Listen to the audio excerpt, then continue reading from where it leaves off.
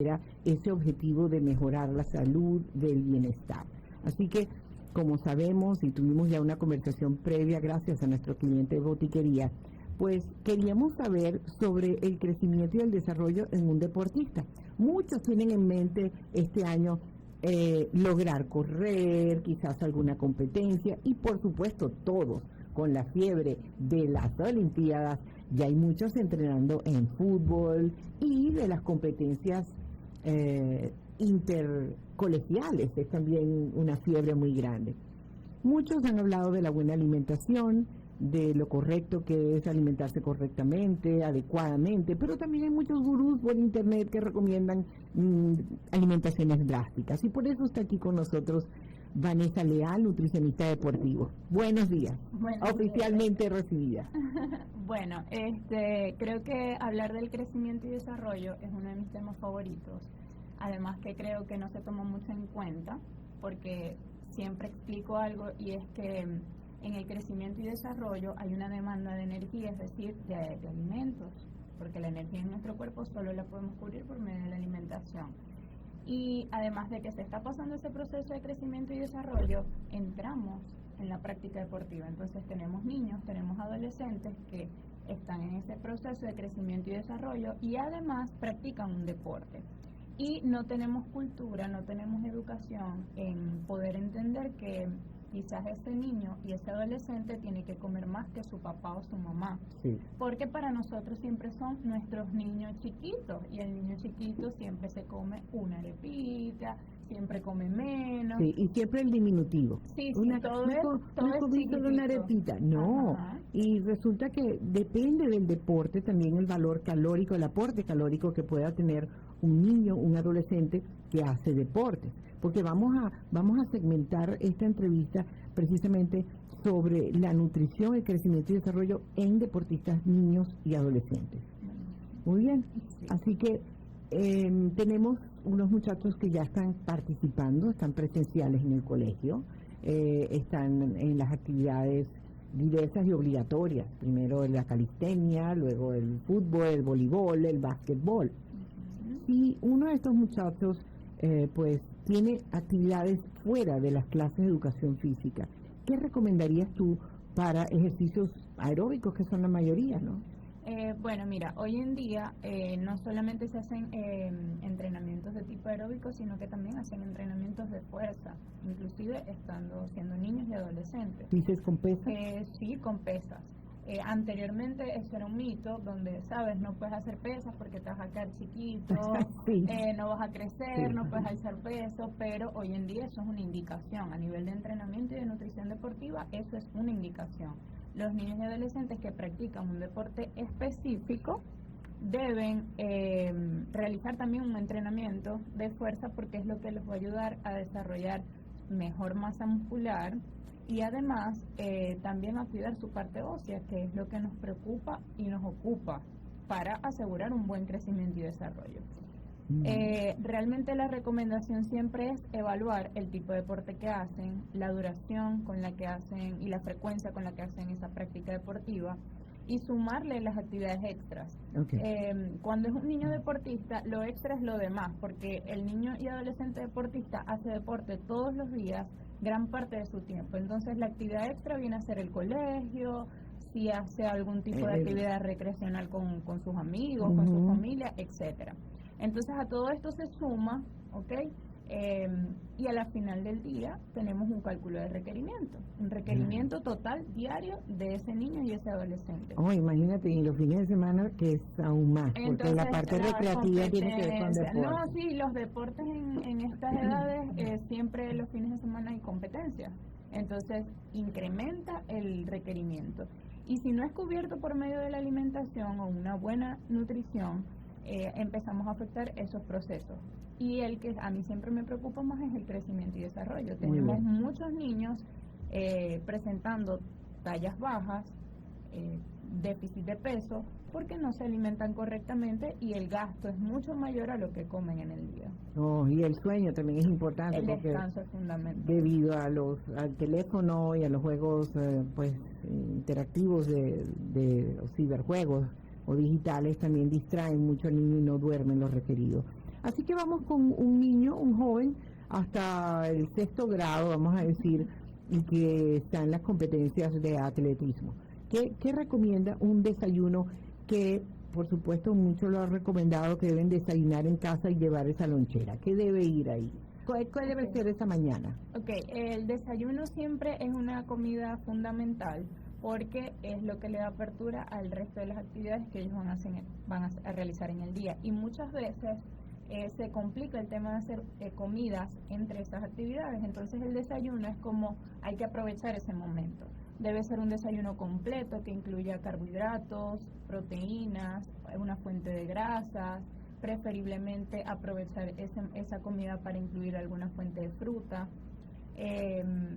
Debe ser completo siempre porque es el momento donde podemos aprovechar de aportar todo. Luego se van a realizar otras comidas donde también van a ser completas, pero quizás entre entrenamientos o en actividades del colegio podemos realizar meriendas donde no van a estar todos los nutrientes. Entonces el desayuno siempre es una comida bien importante donde tiene que ser completo e incluir alimentos de todos los grupos. Muy bien. En cuanto a la merienda, que muchos, por supuesto, se les da una mesada y comen lo que haya en la cantina. Ese es el riesgo también, que el niño no coma lo que es en verdad nutritivo, sino divertido. De allí viene la importancia del desayuno. Yo siempre hago mucho hincapié cuando van al colegio, en que deben comer en casa, porque nadie asegura que en el colegio se va a comer lo que se debe comer. Entonces ya yo aseguré algo.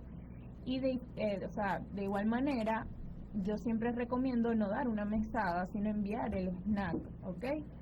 Mira, bien sea barritas de cereales, frutas de mano.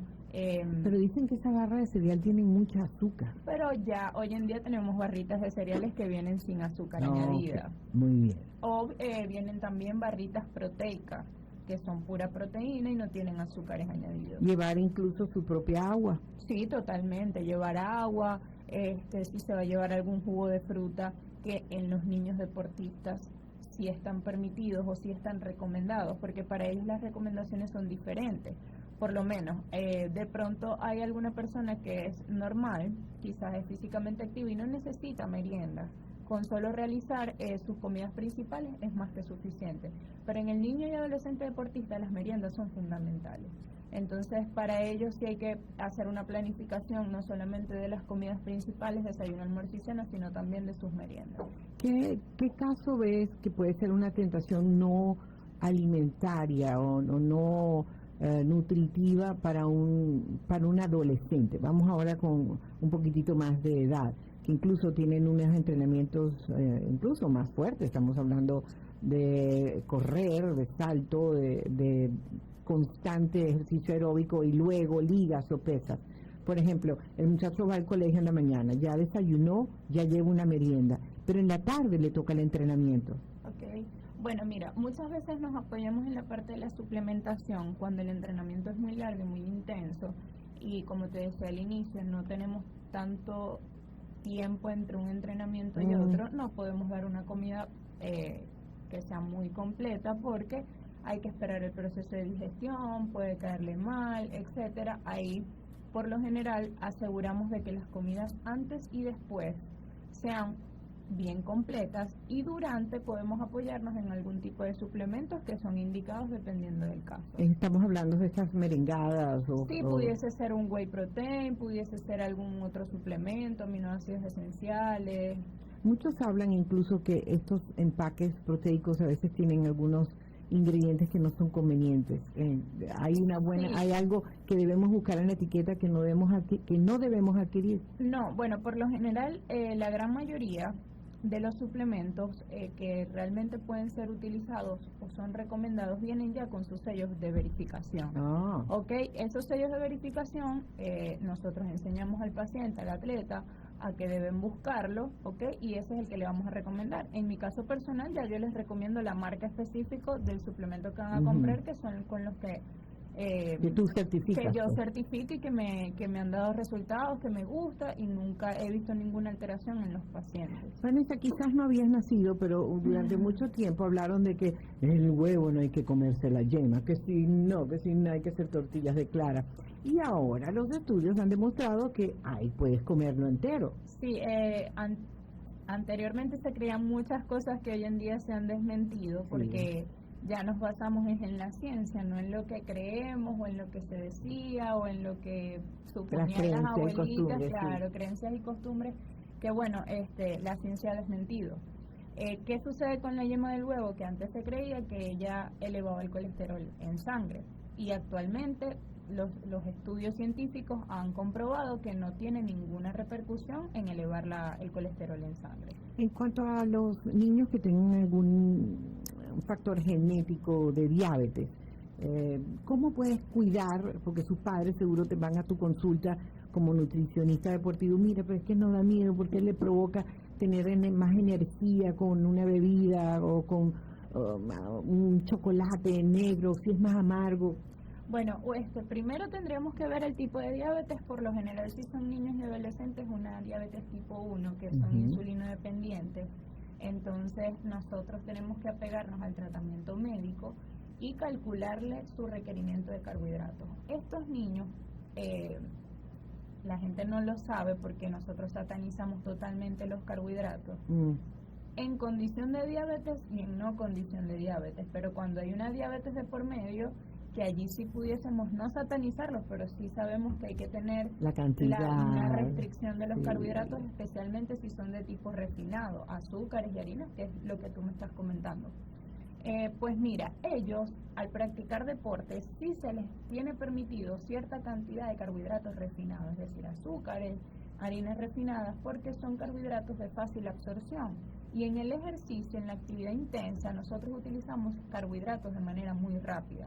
Entonces, va a practicar el deporte, le pudiésemos permitir en ese momento ese dulce, ese postre, que igual va a ser en una cantidad controlada, que va a utilizarlo. Va a bajar esa ansiedad. Y va a bajar esa ansiedad, igual lo va a utilizar de una vez en la práctica deportiva, no va a repercutir en su glicemia en sangre. ¿Cuál es la diferencia entre una fruta, que es un carbohidrato, y una rodaja de pan, de sándwich? Pues bueno, la fruta como tal, además de tener sus beneficios de vitaminas y minerales, es rica en fibra, es rica en agua, es decir, nos hidrata, nos nutre por todas sus vitaminas y fitoquímicos que tiene y compuestos antioxidantes, y además tiene un contenido de fibra importante que ayuda a nuestra parte intestinal.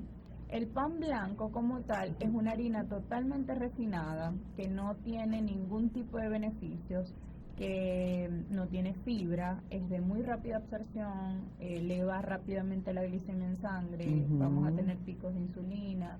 Entonces es un carbohidrato que nosotros no recomendamos casi en ningún contexto.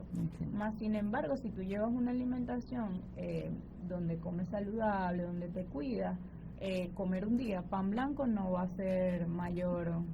Es que son daño. tantas las ideas. Yo recuerdo en el siglo XX, cuando yo corría, una de las recomendaciones de Bill Rogers, creo que estaba de moda en esa época, él recomendaba que antes de correr la maratón, o una media maratón, o una competencia, en la noche te comieras, pero la pizza gigante e incluso con espumantes, hasta 6, porque eso durante la noche iba a ser un trabajo. Ahora resulta que esas cenas de pasta antes de las maratones ya no las están haciendo. Bueno, no, sí, todavía se siguen recomendando, porque es que ahí es donde vengo. En la parte deportiva, las recomendaciones que son para personas normales o medianamente, o sea, físicamente activas, adultos normales que hacen de pronto un gimnasio, bueno, o sea, que lo hacen de manera recreativa. En deporte ya es totalmente distinto, o sea, cuando tú eres un deportista que haces competencia, que haces entrenamientos planificados, cuando eres un deportista, cuando tú tienes una planificación de entrenamiento, ¿ok? Y cuando tus sesiones de entrenamiento son más de 1 hora al día, que es lo que habitualmente hacemos los mortales, como digo. Por ejemplo, un físico culturista, que recuérdeme que siempre había que hacer pesas, porque es lo que sostiene el esqueleto, hay que hacer pesas.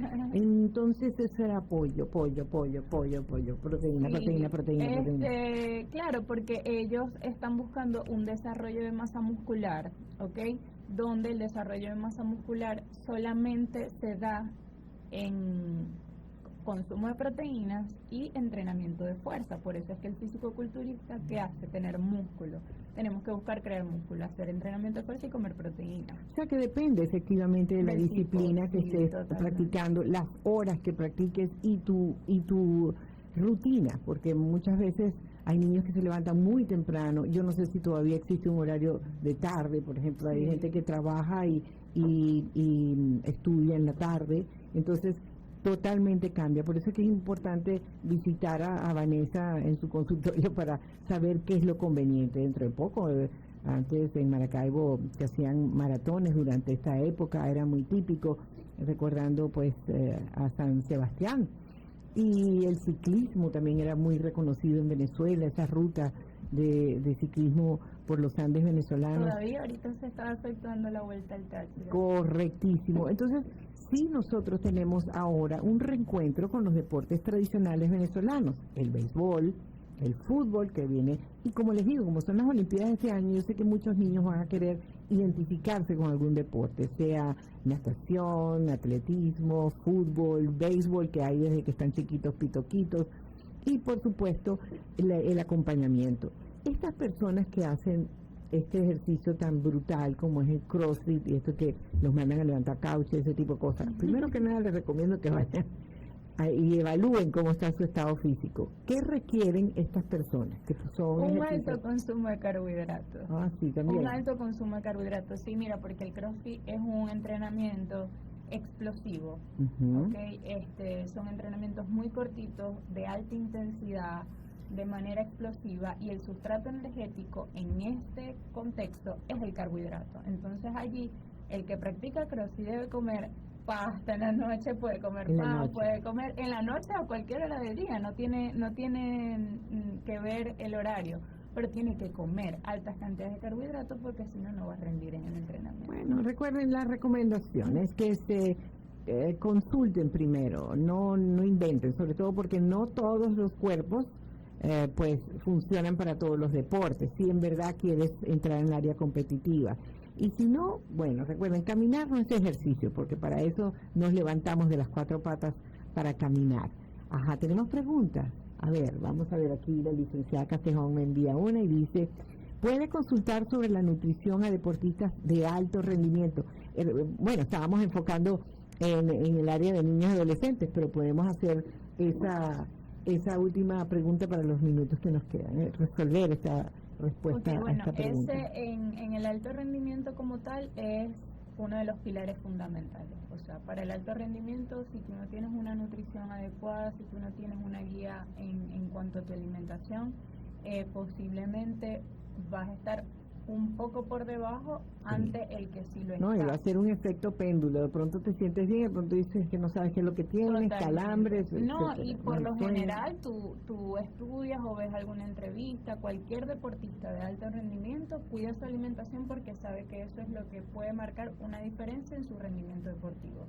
Si va a competir, si está en una fase preparatoria, si está de descanso, siempre tiene que cuidar su alimentación. Todas las fases son importantes para un deportista, y tenemos aquí a la nutricionista, especialista en deportes y sobre todo en crecimiento y desarrollo para lograr ese gran objetivo que tienes marcado para este año. Y por supuesto, si necesitas un mayor asesoramiento porque tienes rato practicando algún deporte, por ejemplo, ahora que está esta fiebre del pádel, necesitas un asesoramiento porque dices, pero si yo jugaba tenis, yo no sé por qué me agoto. Posiblemente es que necesitas una asesoría en nutrición especializada. @Nutrines_ ¿verdad? Nutrines con otra S y _ es la red social de Vanessa Leal, licenciada en nutrición y especialista en desarrollo en deportistas.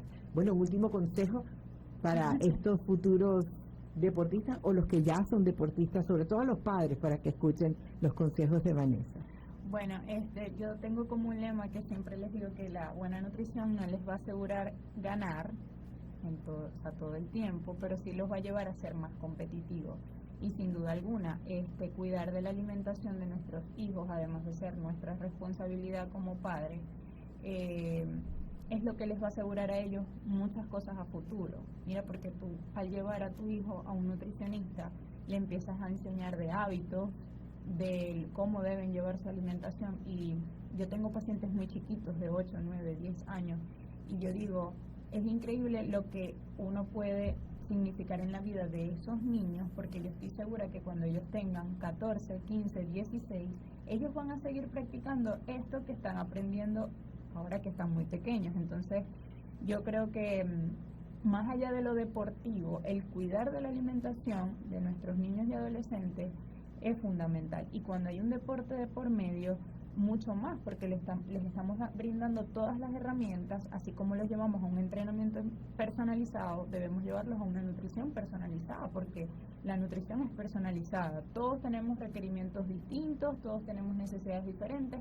y en ellos es lo mismo. Hay que personalizar, hay que individualizar cada caso, y tú los vas enseñando, los vas educando. Y sobre todo porque termina toda la familia educándose en nutrición y mejorando el núcleo, todos mejorando en salud con una buena alimentación. Gracias, Vanessa Leal, por este espacio, por esta información de nutrición deportiva aquí en Éxitos 89.7. Soy Goya, con ustedes hasta las 11. Hacemos una pausa para retornar con más información, más música y más entretenimiento.